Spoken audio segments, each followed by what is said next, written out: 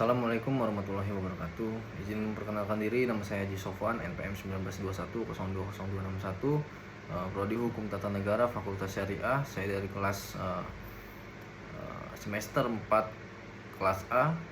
Di sini saya akan sedikit menjelaskan tentang sifat dan karakteristik hukum Islam.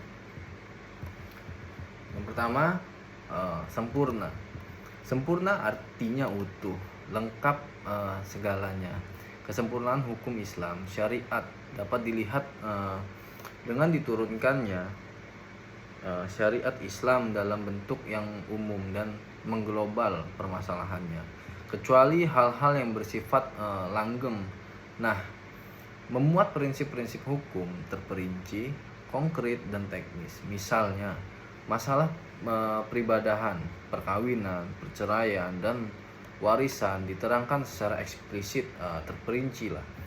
Syariat Islam dapat benar-benar menjadi petunjuk universal dengan bentuk yang umum dan global tersebut.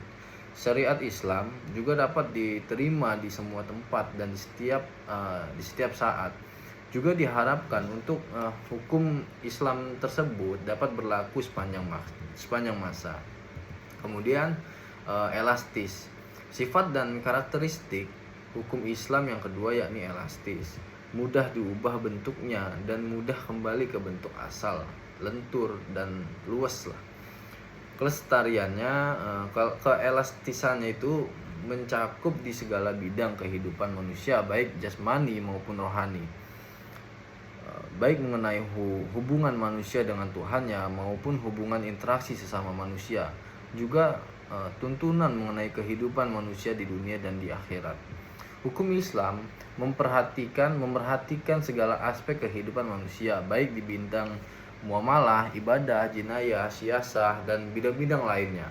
Namun, segala aturan yang diatur oleh hukum Islam itu tidak berarti pula menjadikan hukum Islam memiliki dogma yang kaku, keras, dan memaksa. Nas membuka peluang untuk memanfaatkan akal guna berijtihad dan memilih cara-cara yang paling sesuai bagi pelaksanaan dan sesuai pula dengan keadaan sosial politik lah misalnya.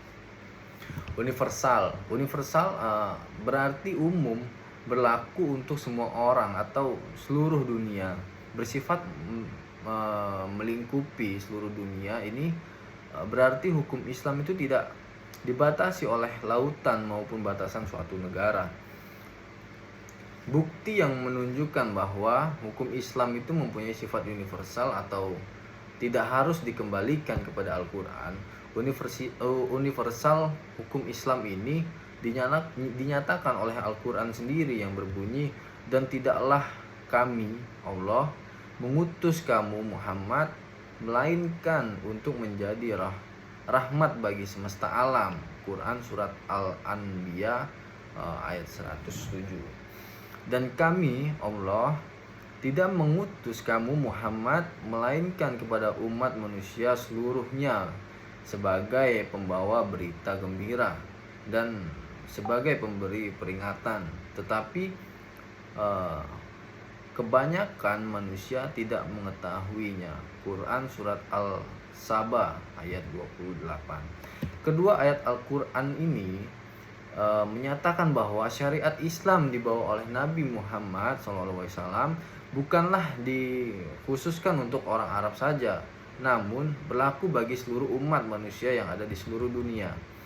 Kemudian dinamis dalam KBBI dijelaskan makna dari dinamis tersebut adalah penuh semangat dan tenaga sehingga cepat bergerak dan mudah menyesuaikan diri dalam keadaan dan sebagainya.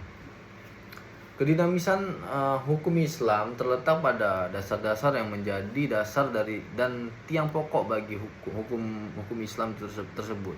Dasar-dasar dan pokok-pokok itulah yang menjadi sumbu kekuatan, kelemahan, kemudahan, dan kesukaran dalam menetapkan hukum Islam. Sesuai dengan tabiatnya, manusia yang tidak menyukai beban yang membatasi kemerdekaannya, sehingga manusia memerhatikan beban hukum Islam dengan sangat hati-hati. Manusia tidak akan bergerak untuk mengikuti perintah jika perintah itu tidak dapat menawan hatinya atau mempunyai daya dinamika. Syariat Islam dapat menarik manusia dengan amat cepat dan manusia bisa menerima dengan ketetapan hatinya. Karena Islam menghadapi pembicaraan kepada akal dan mendesak manusia bergerak dan berusaha serta kehendak fitrah yang sejahtera. Sebagaimana hukum Islam menuju kepada toleransi, persamaan, kemerdekaan, menyuruh untuk berbuat ma'ruf dan mencegah mungkar. Sendi-sendi dari kedinamisan hukum Islam adalah yang pertama, meniadakan kepicikan, ya. Yang kedua, menyedikitkan tukfas, mensyariatkan hukum. Yang ketiga ini mensyariatkan hukum dengan cara berangsur-angsur. Yang keempat, memerhatikan kemaslahatan manusia untuk kebaikan manusia. Yang kelima, mewujudkan keadilan yang merata.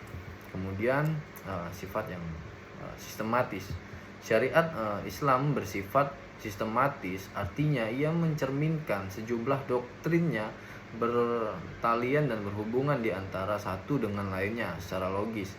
Beberapa lembaganya saling berhubungan satu dengan lainnya. Perintah sholat di dalam Al-Quran selalu diiringi dengan perintah menunaikan zakat, perintah untuk makan dan minum diiringi dengan kalimat tetapi jangan berlebih-lebihan. Demikian pula dengan lembaganya. Pengadilan dalam Islam tidak akan memberikan hukum potong tangan bagi pencuri bila keadaan masyarakat sedang kacau dan terjadi kelaparan. Tidak akan memberikan hukuman rajam bagi pezina dan kebiasaan berpakaian yang belum diharamkan sebagaimana yang dihendaki oleh hukum Islam itu sendiri. Hukum Islam dengan lembaganya yang demikian ini saling berhubungan satu sama lain. Hukum Islam tidak akan bisa dilaksanakan apabila diterapkan diterapkan sebagian besarnya dan ditinggalkan sebagian lainnya. Kemudian hukum Islam bersifat ta'abudi dan ta'akulli. Al-Syatibi menyatakan bahwa ta'budi adalah sesuatu di mana tujuan hukum dalam melembagakan hukum untuk membebaskan mukallaf dari perintah-perintah hawa nafsu agar dia menjadi hamba Tuhan dengan sukarela, ikhtiaran, sebagaimana dia juga hamba Tuhan secara alamiah. Sedangkan ta'akuli adalah sebaliknya, bersifat ta'abudi.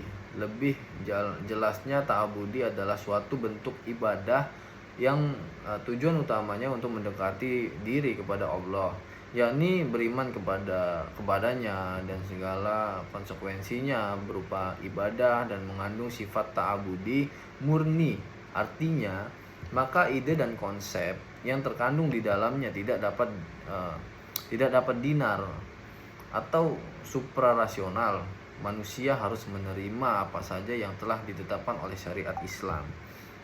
Kemudian contohnya, sewaktu Umar melaksanakan haji bersama Rasulullah SAW, Rasul mencium batu Hajar Aswad. Melihat hal itu, berucaplah Umar radhiyallahu anhu, "Kamu hanyalah sebuah batu.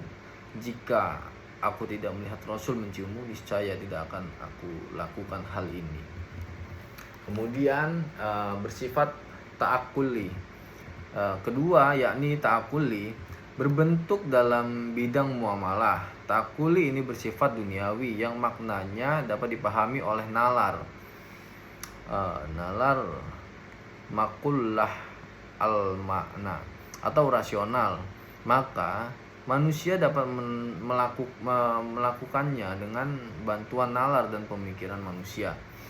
Kemudian ilat dari muamalah yang bersifat ta'akuli dapat dirasionalkan dengan melihat ada maslahat atau mudarat terkandung di dalamnya, sesuatu dilarang karena ada kemudaratannya di dalamnya, dan diperintahkan karena ada maslahatannya di dalamnya. Kemudian itu saja sih yang dapat saya sampaikan pada kesempatan kali ini. Bila ada salah kata, saya mohon maaf. Kepada Allah saya mohon ampun. Wabillahi taufiq wal hidayah. Wassalamualaikum warahmatullahi wabarakatuh.